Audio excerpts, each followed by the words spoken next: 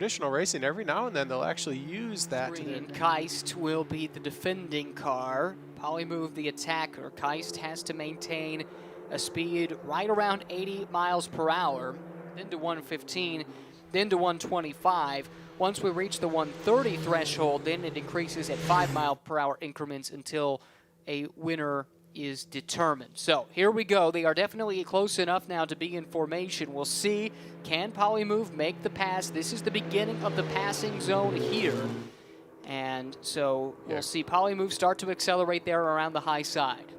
Yeah, just as they got through the middle of turns 3 and 4, you can see they actually offset a little bit to the high side to making that pass look pretty easy. You're gonna have to kind of come down and close the door back on that pass before they get too far ahead. It looks like they did a great job there. So now they're going to. They wanted the car to be 6 car lengths ahead of the other one before it pulls down, and it looks like they're should come through here this time through, and it should be up to KAIST to make the pass on Polymove. Yep, so as long as it's determined that KAIST is clear around 60 miles per hour, but now starting to accelerate. They've got the entire front stretch here to complete this pass before they get to turns 1 and 2, and in the middle of turns 1 and 2 is where it ends. Here's the KAIST car. You can tell not totally confident with where it's positioned on the track, and if they don't complete this pass, then their tournament is complete. Still a little bit of time to get it done, and they're accelerating around the outside. Now can they get down and complete it? That becomes the question. Yeah, they have to do that before they exit a turn 2 there.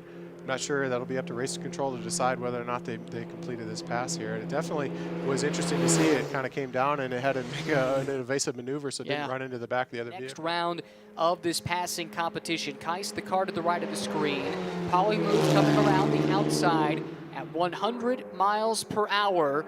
The defending car passed easily on the outside by Polymove, sweeping by, and now just needs to complete that pass by dropping down to the lower lane, and they have done so.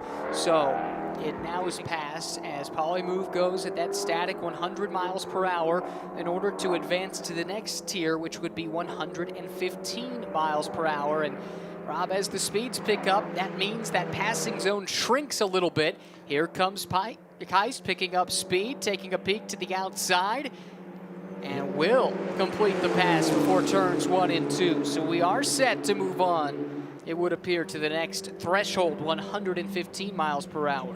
Yeah, they got up to a little over 130 to make that pass, and so yeah, the next threshold is going to be up at 115. And we'll see how this goes. This has been great. So now the pressure is on Polymove, trying to get this pass completed at the 3rd tier of speed in this head-to-head knockout round.